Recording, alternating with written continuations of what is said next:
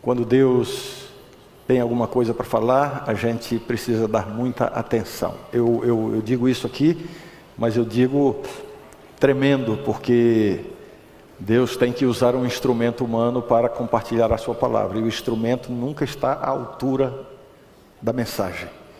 Mas eu tenho a impressão que hoje, especialmente hoje, a mensagem de hoje, ela pode ser muito pertinente. E você vai entender por quê.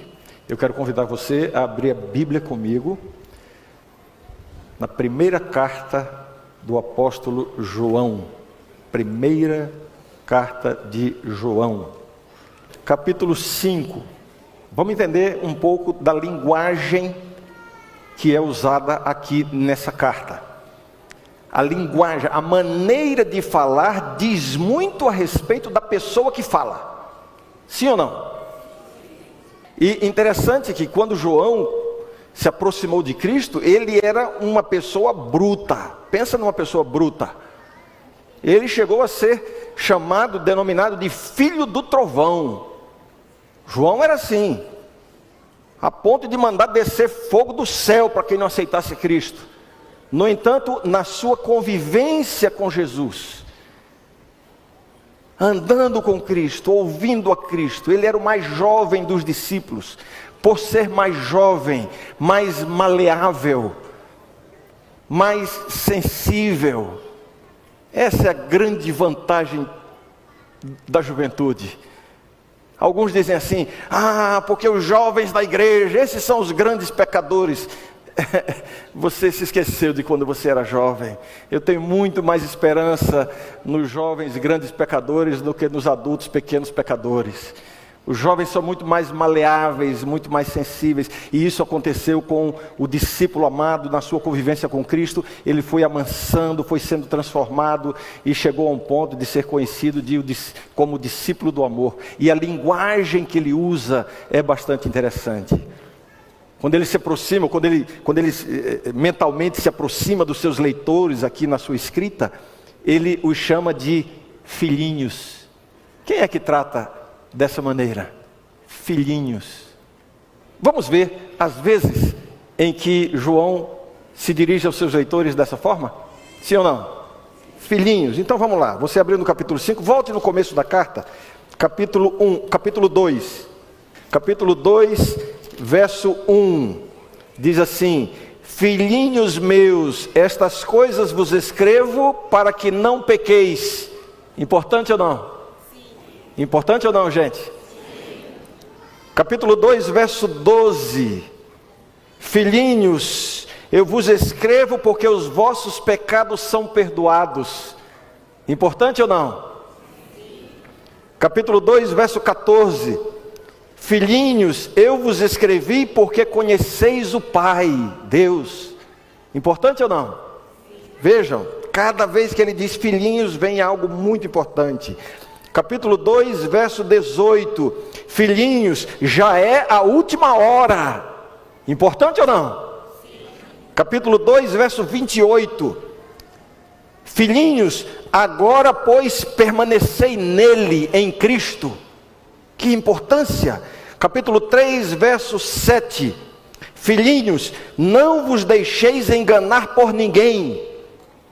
Capítulo 3, verso 18. Filhinhos, não amemos de palavra nem de língua, mas de fato e de verdade. É importante esse conselho? Sim ou não? E agora, a última vez em que ele fala isso, que é exatamente no último versículo, são as últimas palavras da sua primeira carta. Filhinhos, guardai-vos dos ídolos. Importante ou não? Tradicionalmente se diz que o último livro da Bíblia que foi escrito foi o Evangelho de João. No entanto, alguns eruditos encontram evidências para afirmar que as cartas de João foram escritas depois do Evangelho. E é possível que esta carta tenha sido o último livro da Bíblia a ser escrito. Isso, se for verdade, reveste esse versículo de uma importância ainda maior. é possível que a última coisa que foi escrita na Bíblia, a última mensagem de Deus inspirada, tenha sido esta. Todo mundo aqui olhando para mim agora. Filhinhos, guardai-vos dos ídolos. Qual é o significado desse texto? Em momento algum da sua carta, João trata do tema da idolatria pagã. Não é sobre isso, definitivamente, que ele está falando. Essa seria uma advertência abrupta e descontextualizada, se no final da carta ele fizesse uma referência à idolatria pagã. Analisando o contexto da carta, certamente ele está se referindo a outra categoria de idolatria, que é a idolatria da mente. Os ídolos que são formados não pelas mãos humanas, mas os ídolos que são formados na nossa mente. Às vezes nós, especialmente nós evangélicos, estamos tão atentos e dispostos a criticar os grupos religiosos que usam imagens, os católicos que são idólatras e tal, e perdemos de vista que existe uma idolatria muito mais grave do que a idolatria que envolve imagens físicas. É a idolatria da mente. E essa pode estar presente na experiência de cada um de nós aqui, e talvez você não esteja se dando conta disso. Existem 3 pecados dos quais o apóstolo Paulo adverte ou nos diz que devemos fugir, dos quais devemos fugir. 3 pecados. 1 Timóteo 6,11, ele diz: foge dessas coisas. E ele está se referindo a quê? Está se referindo ao amor ao dinheiro. Foge dessas coisas. A Bíblia não está dizendo para você fugir do dinheiro. Tá certo? Se alguém aqui quiser fugir do dinheiro, eu passo o número da minha conta depois. Não é para fugir do dinheiro. O pecado não é o dinheiro. O pecado é o quê? O amor ao dinheiro. Eu me lembro que quando o nosso filho era bem pequenininho, aí às vezes ia brincar com moeda, e a gente sabe que a moeda passa na mão de tanta gente, pode ser uma coisa, e uma vez Mara estava dizendo: Renan, não peguem dinheiro porque é sujo, não peguem dinheiro porque é sujo. Eu falei: Mara, você está ensinando o menino a ser pobre. Ele vai crescer com essa coisa, dinheiro é sujo, dinheiro não presta. Eu dizia: não, Renan, pega no dinheiro porque dinheiro é bom, é limpo, pode pegar. Não é pecado o dinheiro. O apóstolo Paulo está dizendo: foge dessas coisas, se referindo ao amor ao dinheiro, à avareza. Outra coisa da qual ele diz que devemos fugir, 1 Coríntios 6,18, fugir da impureza, se referindo aos pecados do corpo. 1 Coríntios 10,14, fugir da idolatria. São as únicas 3 vezes em que Paulo usa a expressão dizendo que nós devemos fugir dessas coisas. E envolve o quê? A idolatria. Alguém vai dizer assim: não, mas nós devemos fugir do diabo também.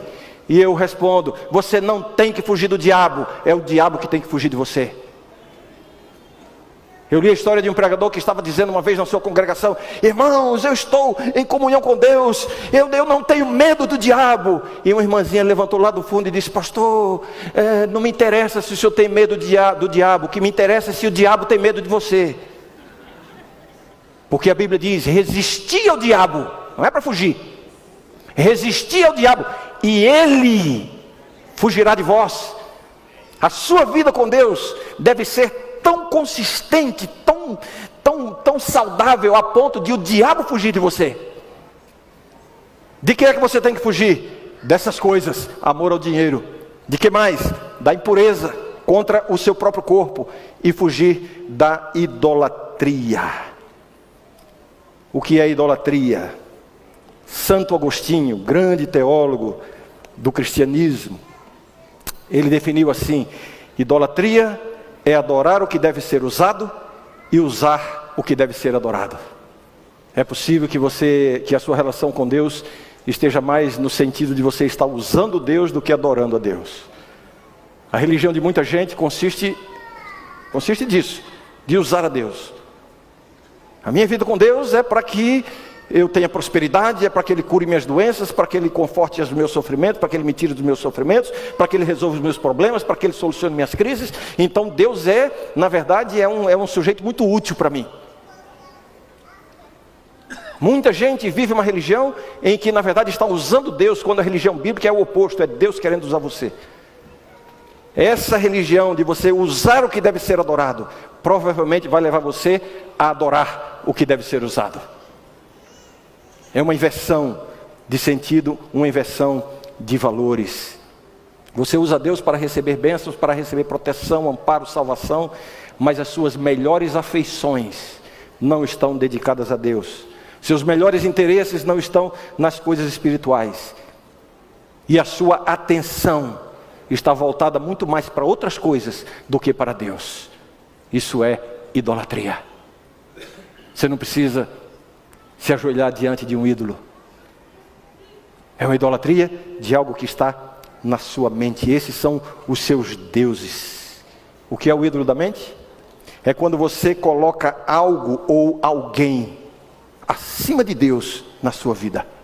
Pode ser um hobby, por exemplo. Quem aqui gosta de esporte? Quem aqui gosta de música? Quem aqui gosta de tantas coisas? Não é pecado você se dedicar a um hobby. O pecado é quando o hobby começa a tomar de você os seus melhores interesses, sua maior atenção e os seus melhores recursos, mais do que para as coisas espirituais. Quero, a título de exemplo, mencionar 3 coisas que podem ser ídolos da nossa mente, e evidentemente não são as únicas, mas que provavelmente estejam entre aquelas coisas que mais podem estar ocupando o lugar de Deus na nossa vida e se tornando um ídolo para nós. O primeiro deles é o dinheiro. O dinheiro. Como eu já disse, o problema não é o dinheiro, a Bíblia não adverte contra o dinheiro. Esse é um dos temas mais mencionados na Bíblia. A advertência da Bíblia é contra o amor ao dinheiro. Facilmente nós colocamos o dinheiro, os bens materiais, as riquezas, como sendo a coisa mais importante da nossa vida, mais importante do que Deus. Como saber se Deus realmente é a coisa mais importante da sua vida? Compare o tempo, o interesse e a energia que você coloca no seu relacionamento com Deus, com o tempo, o interesse e a energia que você coloca para ganhar dinheiro, para aumentar os seus bens ou para se apegar àquilo que você já possui. E é importante a gente saber que Deus não precisa do seu dinheiro. Deus não precisa do seu dinheiro. Eu digo mais, quando a gente chega aqui à frente e diz assim, irmãos, você precisa dar uma oferta para a igreja, você precisa ser um fiel dizimista. Não é porque a igreja precisa do seu dinheiro, e como pastor dessa igreja eu digo, a igreja não precisa do seu dinheiro. Deus não precisa do nosso dinheiro para terminar a obra, para a pregação do evangelho. Deus é o dono de tudo. Deus não precisa do seu dinheiro, Deus precisa de você, do seu coração. Então quando a Bíblia institui esse sistema de colaboração, de contribuição, não é por causa do seu dinheiro, é por causa do seu coração. Se você não é capaz de se desprender de um pouquinho daquilo que está nas suas mãos, significa que jamais o seu coração estará inteiramente nas mãos de Deus. Essa é a questão. O valor das suas ofertas, a sua contribuição financeira para a igreja, para os pobres, seja lá para quem for, não está na quantia que você dá, e sim na motivação do seu coração. É isso que Deus quer. Vale muito mais aqui na igreja R$1 de alguém que tira do que não pode, do que R$1 milhão de alguém que está dando do que sobra. Não é uma questão financeira, é uma questão do coração. Se você não é capaz de se desprender um pouquinho do seu dinheiro, significa que dificilmente o seu coração estará nas mãos de Deus. Eu menciono um segundo ídolo da mente, alguns hobbies que nós temos. Já houve fases em minha vida que eu precisei reconsiderar alguns hobbies, algumas atividades que eu tinha para a minha diversão, para a minha recreação. Em alguns momentos eu refleti e pensei assim, está passando do limite. Aquilo em si não é pecado, mas se torna um pecado quando começa a ocupar o lugar de Deus. Quando isso passa a tomar mais da sua atenção, dos seus recursos e dos seus interesses do que Deus. Muita gente está tão preocupado com o que é pecado e o que não é pecado, o que a Bíblia autoriza e o que a Bíblia não autoriza. Aqui não é uma questão de a Bíblia autorizar ou a Bíblia não autorizar. Eu já disse aqui uma vez numa pregação que fiz, muita gente vai perder o céu por causa dos seus pecados, e muita gente vai perder o céu por causa de coisas que não são pecado, mas que se tornam pecado quando começam a tomar mais tempo, energia e interesse do que deviam. E finalmente, eu quero advertir aqui sobre o perigo de você ter uma pessoa que ocupe o lugar de Deus na sua vida, que tenha um apego, uma dedicação, uma devoção ao namorado ou à namorada, que são incomparáveis. Não é pecado ser romântico, não é pecado se devotar a um amor, a uma pessoa. Isso faz parte do plano de Deus. Deus colocou isso em nosso coração.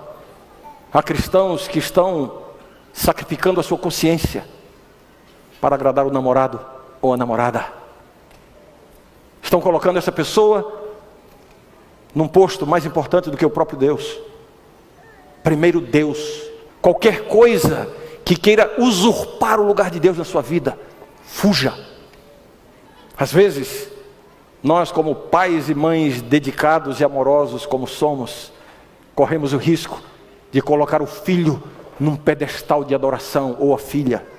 Uma entrega, uma complacência, muitas vezes a permissividade, em nome do amor, do cuidado.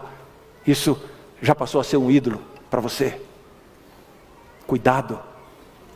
Algumas esposas têm uma submissão ao marido que beira a idolatria. Ah, mas a Bíblia diz, mulheres, sede submissas ao vosso marido. E eu já disse aqui que esse é meu verso da Bíblia preferido. A mesma Bíblia que diz, mulheres, sede submissas aos vossos maridos. A mesma Bíblia diz, sede submissos uns aos outros. A mesma submissão. A gente não pode ser tão seletivo, tão parcial nesse ponto. Mas algumas mulheres têm uma submissão a ponto de colocar o marido num pedestal que deveria ser ocupado por Deus. Se submetem a situações por parte do marido que estão corrompendo a sua consciência. Mas você se submete a isso pensando que está cumprindo uma obrigação cristã. Cuidado, cuidado. Deus em primeiro lugar. Como igreja, nós pregamos tanto sobre o perigo do sexo pecaminoso, e a gente está tão voltado para isso, mas precisamos nos lembrar que o casamento não santifica tudo o que acontece na cama de um casal. E uma cultura que tem sido ainda mais contaminada pela religião, pelo cristianismo distorcido, que quer usar a Bíblia para defender práticas que a própria Bíblia condena. Muita gente está preocupada se sexo desse jeito é pecado, ou se sexo daquele jeito é pecado, que deixa de lado que o primeiro critério para que o sexo seja santificado no casamento, é que ele tem que ser consensual e para o prazer dos dois. Se a mulher não concorda, está errado. E aqui estou falando para os maridos.